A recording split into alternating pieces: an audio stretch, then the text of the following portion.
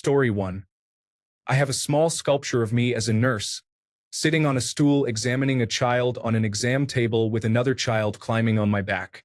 I am holding a tongue depressor in one hand, and the child on my back is holding an inflated glove like a balloon. The mother was the artist. She captured my glasses, hair, and mustache perfectly, reflecting my features of weary patience. She gave it to me as a thank you for her rambunctious sons. It means the world to me. I really giggled that rambunctious was a surprise word. When I worked in a clinic, the same place where the little sculpture was made, we tried very hard to accommodate mothers with their children's healthcare needs. We understood school, work, and the desire to take one morning to get both kids examined. We got it. We nurses have families, too. We live to help. We swore to put ourselves aside for you, to help and heal you. And may all the gods bless you when you take a moment to say thanks. The little statue is a gesture of thanks made by hand with heart, a recognition beyond a photograph. Would someone tell me how to share the image? Thanks to a Redditor for their assistance. Story 2. To me, I have an original newspaper story from the 1980s about my dad immigrating to the United States. He was 23 when the story was published, and I am almost 23 now, which makes me reflect a lot. Story 3. My grandfather's cavalry saber is used to open champagne on New Year's Eve. I think he would enjoy that. Story 4. I found a Roman oil lamp in a ditch when I was 11.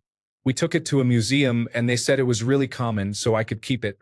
It's still on my desk over 50 years later. Story 5.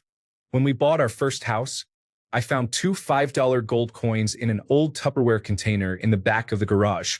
One was from 1880, and the other was from 1905. That was fascinating.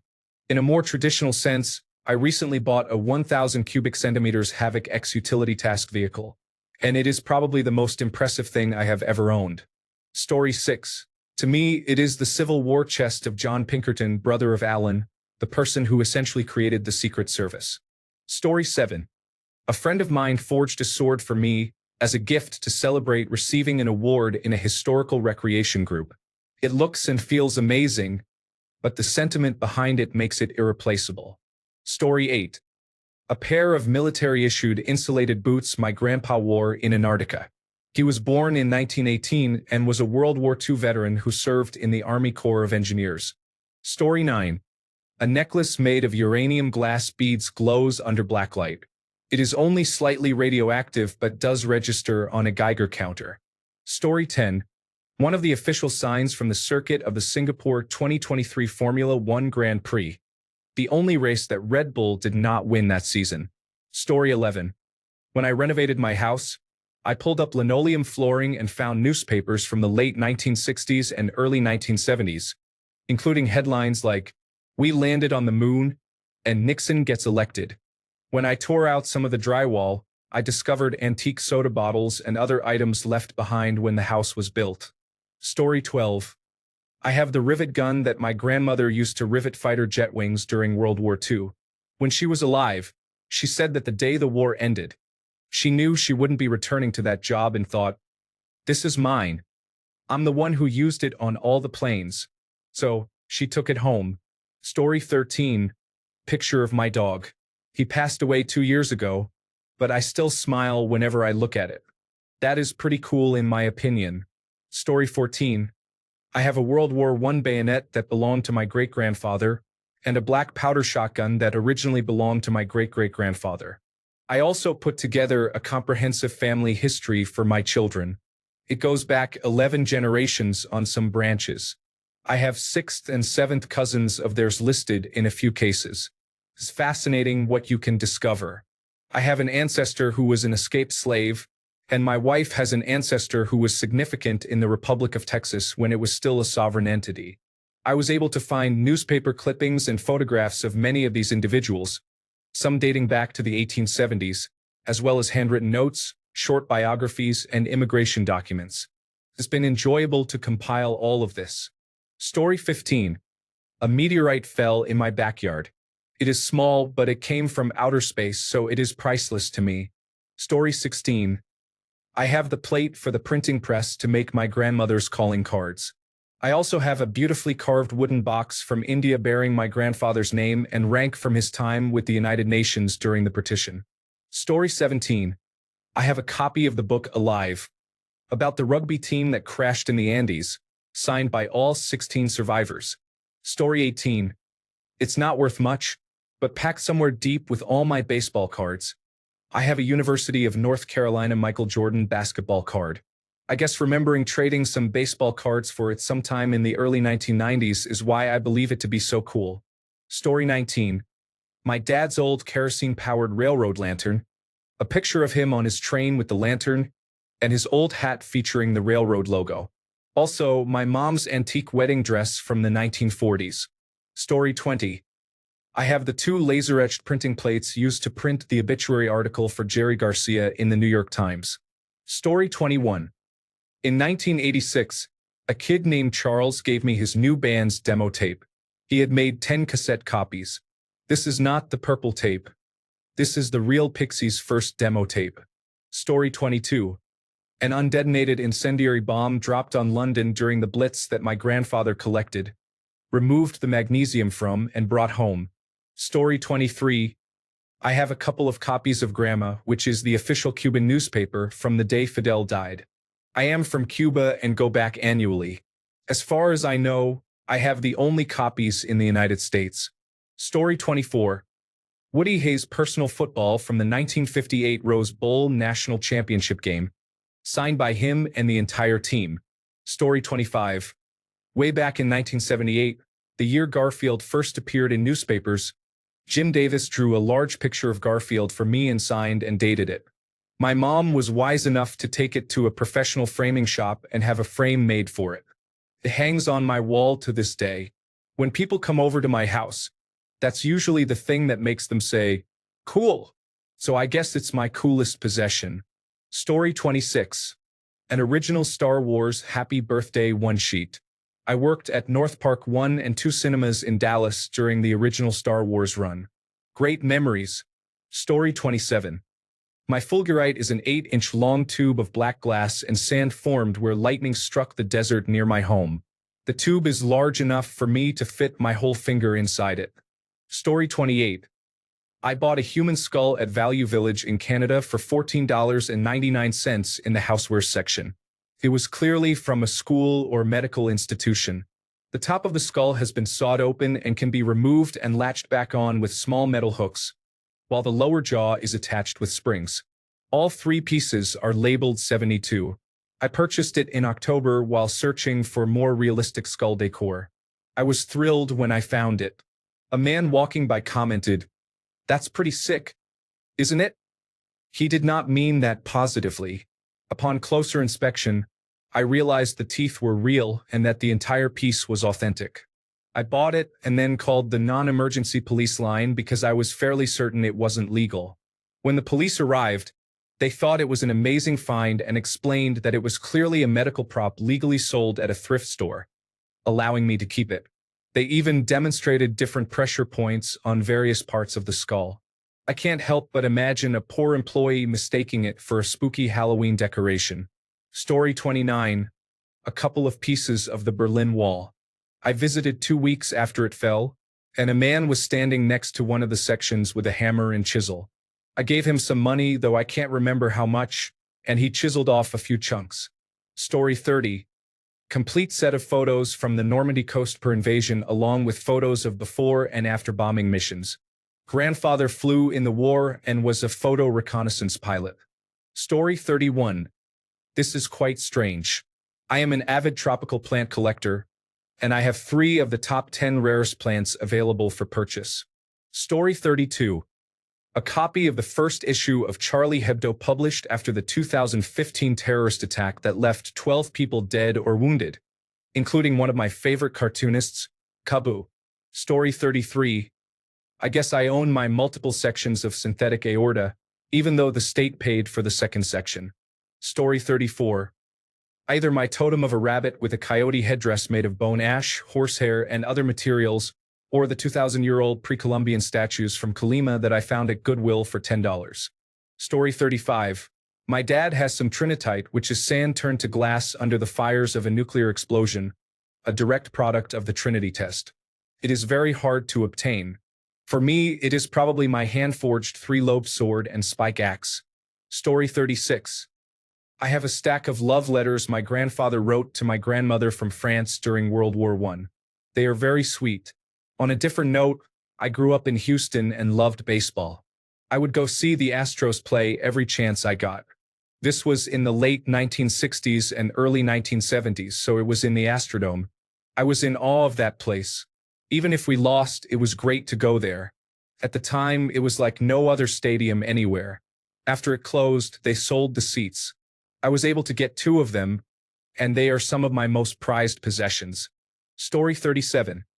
My dad worked for the National Aeronautics and Space Administration for many years. I have all the flight patches worn by the astronauts during the Apollo missions. I also have a medallion made from a satellite that orbited Earth. We lived in Bermuda at the time, and the astronauts would come to Bermuda to meet the crew that worked there. When an Apollo rocket launched, the first people they communicated with were the Bermuda base. Story 38. I have an incense holder of a woman with an extra large chest.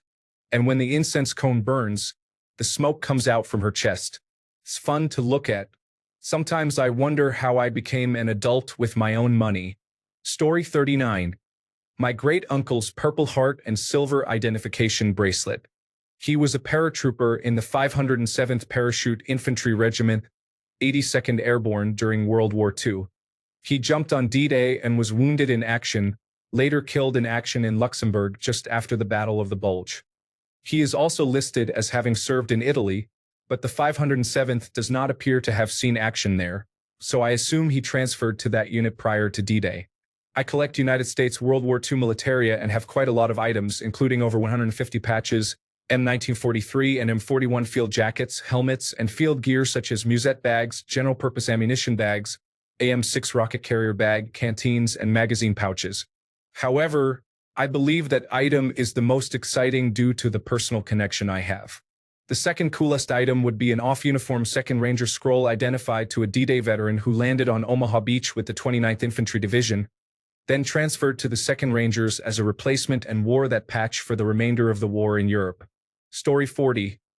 I own a shooting script of one of the best episodes of The X-Files that is signed by Gillian Anderson, David Duchovny, and Chris Carter. That is impressive. Story 41. My grandfather was on one of the United States Navy ships during D-Day.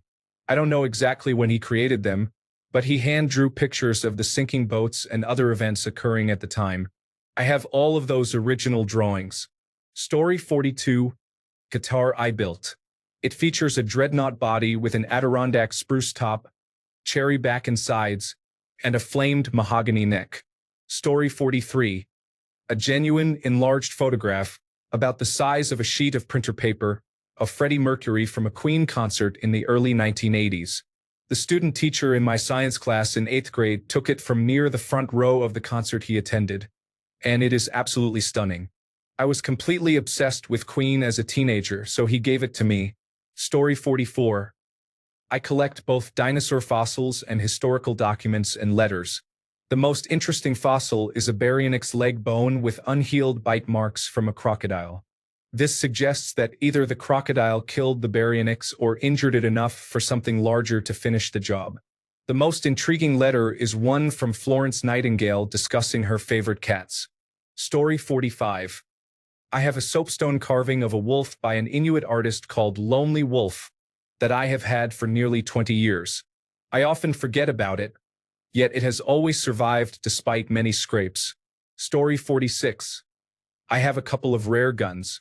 One is an Italian-made over-under 28-gauge shotgun, privately labeled by Abercrombie & Fitch from the time they were an outfitter on Fifth Avenue for men like Teddy Roosevelt. The other is my dad's World War II sidearm, a .32 caliber Mauser. Story 47.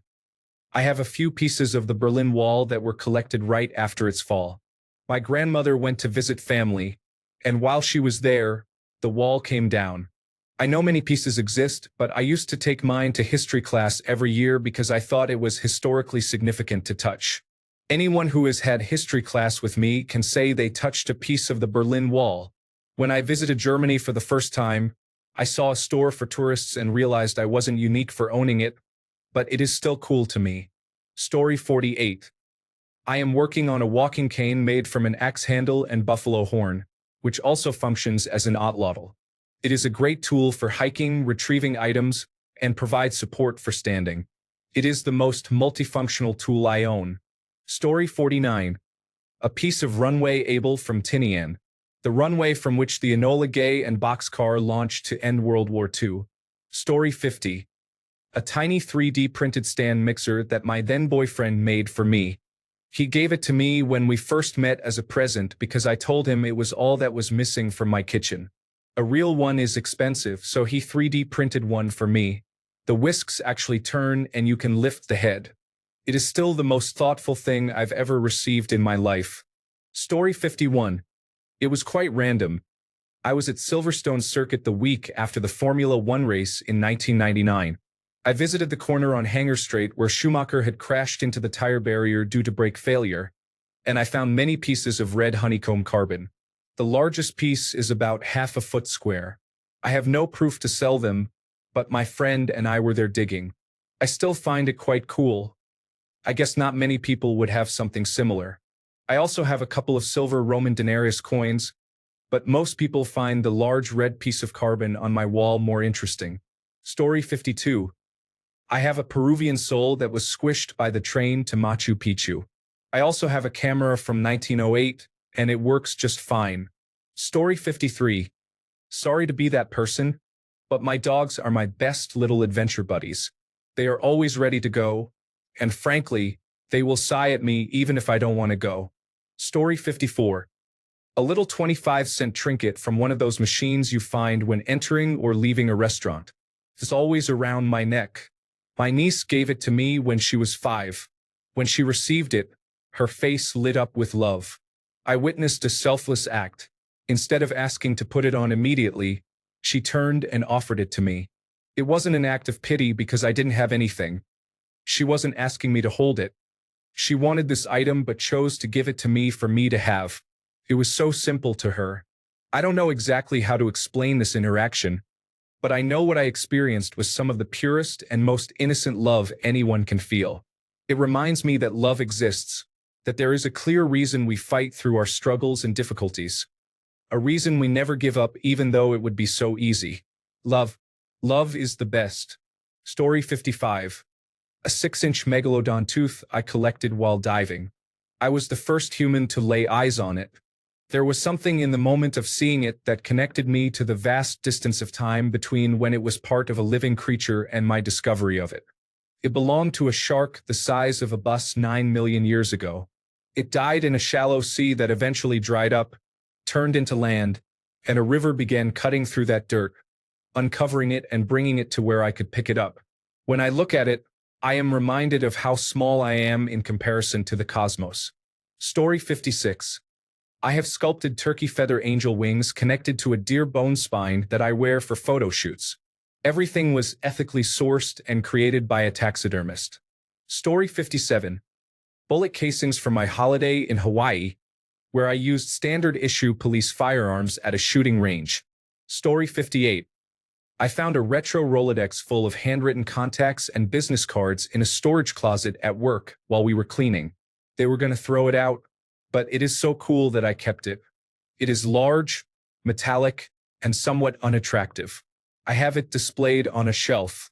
Story 59. 1955 Gibson ES 175.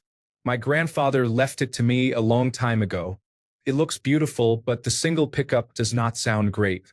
It has been sitting in my closet for almost 2 decades. Story 60. I have the building plans for a True Religion store. The front page includes all the stamps and approvals with the logo and layout prominently displayed, and I think it looks great. True Religion used to be my go-to brand, but now I manage my money better. Story 61. 1942 Harley-Davidson XA motorcycle. One of 1,000 made.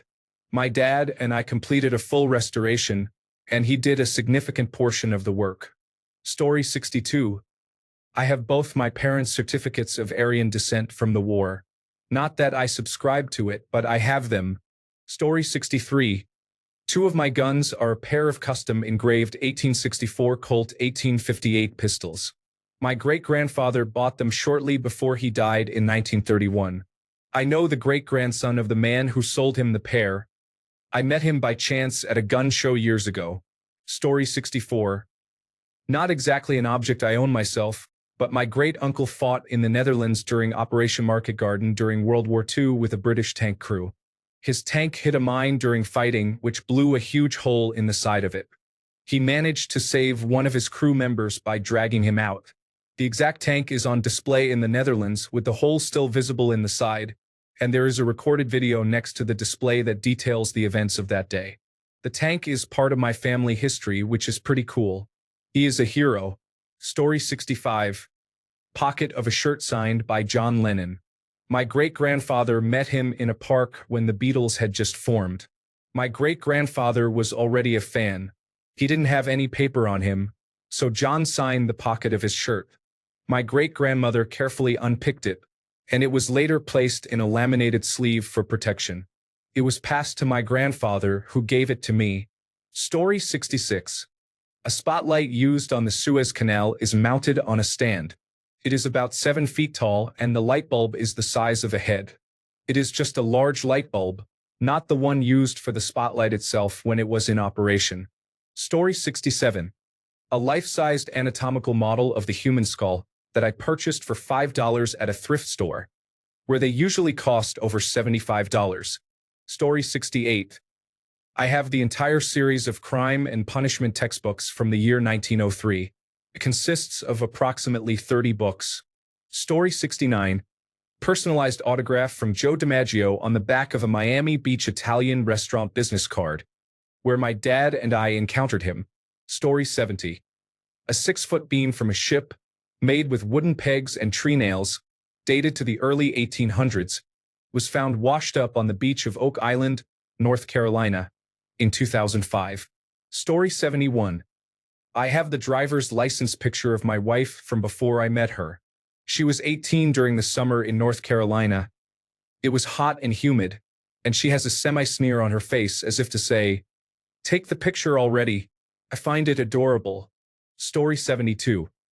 My grandparents both passed away in the last 5 years, and we discovered my grandmother's high school yearbook that no one knew existed.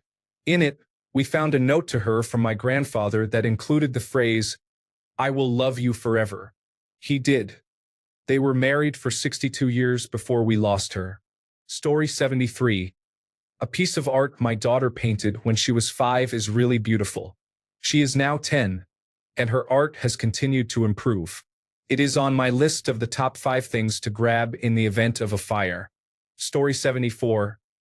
I have a newspaper from when my mom was the first woman to complete a triathlon in her town in the 1980s. Story 75. I bought a 2004 Nissan 350Z in mint condition. It may not be wildly cool, but I loved the Z cars growing up, and the 350Z is faster and looks like a cat ready to pounce. I wanted one so badly that I could taste it when they came out, but I didn't have the money for a second car since I live in a snowy state. Then I had kids. Now I'm like every other older man in a quirky car. They issue a soft cap and Hawaiian shirt at the Department of Motor Vehicles when you get your plates. Story 76. A 1940s or early 1950s Swedish military bicycle weighs about 50 pounds. It has a drum brake and a leather seat. I doubt there are more than 100 in the United States. My dad has one as well. His is a slightly different model. Story 77. Guitars, specifically a Taylor 814 CE, have a rich history. Arrowheads over 7,000 years old illustrate the craftsmanship of ancient cultures. Imagine a lake house with a pontoon boat and a jet ski that can reach 65 miles per hour in about 4 seconds when the water is smooth. Story 78. An ostrich feather cape owned by my great-grandmother was purchased in Africa. It is still in its original box from the 1920s. I have worn it to 3 or 4 engagements as well. Story 79. A piece of belted .50 caliber ammunition with 8mm bullets lodged in the cartridges was fired from a Luftwaffe fighter into the gun my grandfather was operating in the door gunner position of a B-17 during a raid over Schweinfurt. Story 80. My bass guitar, I think. I don't believe it's worth much or very special, but I just love it and it means a lot to me. Story 81. A pair of binoculars I took from a Republican Guard soldier that we captured in Iraq during Desert Storm. Story 82. A folding camping stool handmade by my grandfather in the early 1950s. I had a replica made to avoid damaging the original. I also inherited a .22 rifle from my grandfather, which was manufactured in 1947 according to my research. Story 83. My wife's grandfather's Argus camera was used when he was stationed in Hawaii in the Army in the 1950s. I've seen the photos and it looked like it was the time of his life. I don't know if it works, but I'm just glad to have it in perfect condition with the leather case. Story 84. I 3D printed a guitar of one of my favorite guitarists and posted it on Instagram. I tagged him and received a like from the man. It's the little things for me. Story 85. A-list celebrity had a birthday party and gave out busts of his head, made from a mold of his actual head, as party gifts. I have the original. Story 86. I have a coin that is 2,500 years old. It was made to celebrate Xerxes ascending the Persian throne around the same time as the Greek invasion. Story 87. Fossilized shark's tooth embedded in a rock. A 100-year-old Maori carved walking cane that belonged to a person of significance, although I cannot disclose who. $150 legal tender coin. Story 88. My car is currently in a state, and I am trying to fix it up, but it is the coolest thing that solely belongs to me. I love it. Story 89. I have a stone knife, probably between 30,000 and 20,000 years old, which I found in a cave in South Africa. I like to think of it as my great-grandmother's kitchen knife. Story 90. I got a limited edition alternate universe bender for one of my birthdays. I'm a huge Futurama fan, and it sits neatly above my desk as I'm typing this. Story 91. Rubble from abandoned Cold War Nike missile bases. A few sites nearby what was left behind are chunks of concrete, so I collected small pieces to display in front of a civil defense shelter sign. Story 92.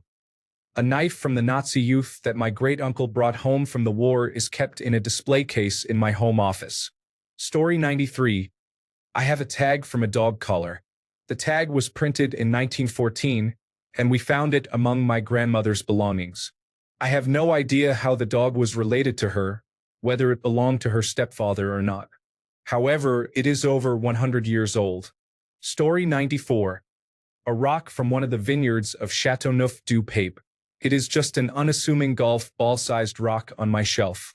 I know why it is special, and that is enough. Story 95. A single example of the 1970 GTX 426 Hemi, featuring dual 4-barrel carburetors and an automatic transmission on the column. It is finished in mango orange with black accents and black reflective tape running along each side. Story 96. I technically own a Dane axe. It just hasn't been delivered yet. In its place, I propose my bearded axe, which is only slightly less cool. Story 97. My car allows me to be independent. I don't miss it long when it's in the shop. Story 98. I found a shotgun shell in my backyard. I think that over 200 years ago, the area used to be orchards, and now it is a suburb. In my country, there are no guns. Story 99. A pair of earrings cut from a single ammonite. At their youngest, they are 65 million years old, and at their oldest, they are 85 million years old. It still amazes me every time I wear them. Story 100. I have a few items that seem to interest people as someone who collects video game merchandise. The first is an original Tomb Raider 2-shaped memory card in its original unopened packaging. Next, I have the Uncharted, the Lost Legacy press kit, and an original 1990s Tomb Raider Lucozade bag that my dad won by collecting bottle caps. Story 101. So far, I have Harrison's Principles of Internal Medicine, Oxford Textbook of Internal Medicine, Goldman Cecil Textbook of Medicine, Kumar and Clark's Clinical Medicine, Davidson's Principles and Practice of Medicine, Merck Manual, and Ferry's Clinical Advisor. These resources are the most valuable to me. Story 102. My custom guitar, named the T1, was upgraded and customized in honor of Tony Schnur, known as Thick 44 from Neebs Gaming. Tony passed away from glioblastoma brain cancer on February 13, 2023, which was the 44th day of the year. I played the guitar in my local store one day and felt his spirit in the instrument. I customized it as much as I could, learned to solder to upgrade the pickups, and got it autographed by the entire Neebs gaming crew at their live event last year. I play one song, the intro theme Tony wrote for their first major series, in one take on February 13th, and then it goes back on the wall. As of a week ago, I now have the guitar tattooed on my arm, which is my first tattoo in 20 years. Story 103. Special edition envelopes from NASA for the Apollo missions through Skylab, postmarked from the aircraft carriers that retrieved the capsules and astronauts after splashdown. Story 104. My great-grandfather was a general in the Civil War. My grandfather passed down his pistol to my father, who then passed it down to me. Story 105. That could be a number of things. A bronze Roman coin from the reign of Constantius II, a silver Ottoman coin, an Antarctic dollar in near mint condition, a Damascus steel Roman-style sword, or a shotgun made only in 1950. These are what I consider my coolest possessions, but it is all somewhat subjective. Story 106. Two things. One is a poster of Zhao from Demon Stone by my favorite artist Todd Lockwood, and it is signed by my favorite author R.A. Salvatore. I won it in a game giveaway in 2005.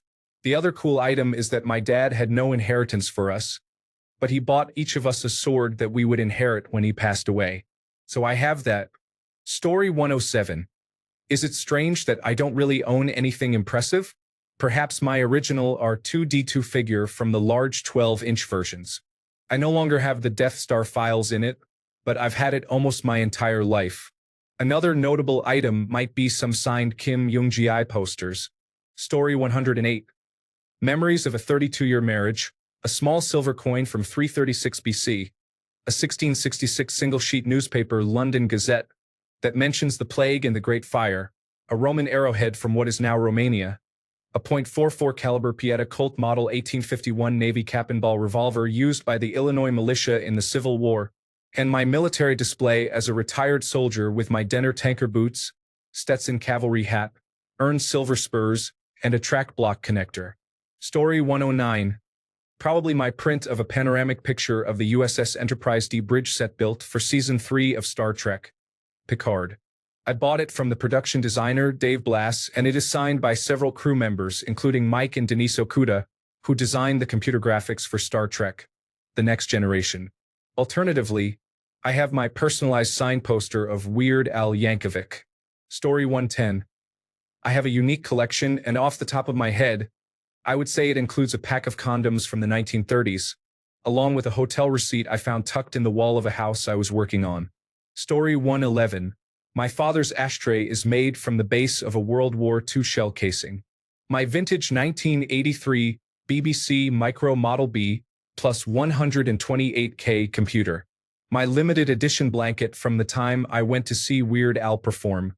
Story 112. I have a complete pearl diving chest from the Persian Gulf. It's over a century old, not ancient. However, pearling was the first economic resource in the Gulf before oil. The chest has the family name carved into the side. I spent a decade in that region, and this is what I brought home. I have 4 of these chests and 4 sons. I will pass these on to my children. Story 113. Letter to my grandpa inviting him to join what would become the Central Intelligence Agency. He declined, but having the letter is cool. If that doesn't interest you and you like the Pokemon trading card game, I have a Moonbrun our daughter pulled. Story 114. A pillowcase that is 100 years old and a sheet with the names of my mother's great-grandparents, with their initials engraved, is approximately 150 years old. Story 115. Mine is probably the small wooden toy barrel man I got from a rural stand in the Philippines. Lift up the barrel off the man, and wow! I am curious if anyone here has seen one of these before. Story 116. I have many interesting things that may only be appealing to me. One of my current favorite items is a hag stone I found on a beach in Colombia. Story 117. My Little League baseball card. Instead of taking regular pictures that year, they created a trading card format. The back featured your name and statistics, with a space for your signature at the bottom. My dad traveled frequently and always kept it with him in his briefcase. It remained unsigned because I didn't know how to write in cursive at the time. He once met a Hall of Fame baseball player at the airport and had the presence of mind to get his autograph in the designated space. I have many cool, collectible, and sentimental items, but that card holds my favorite story. Story 118. I don't really own cool objects, but a rock from the summit of Mount Olympus is indeed in my drawer. I also have a few unfired old .32 cartridges. Story 119.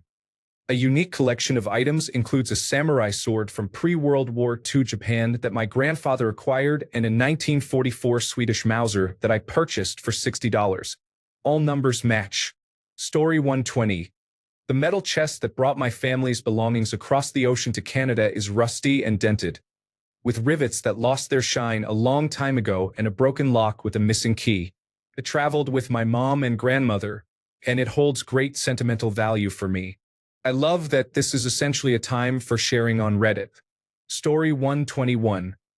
I can't think of anything unusual, but two things come to mind.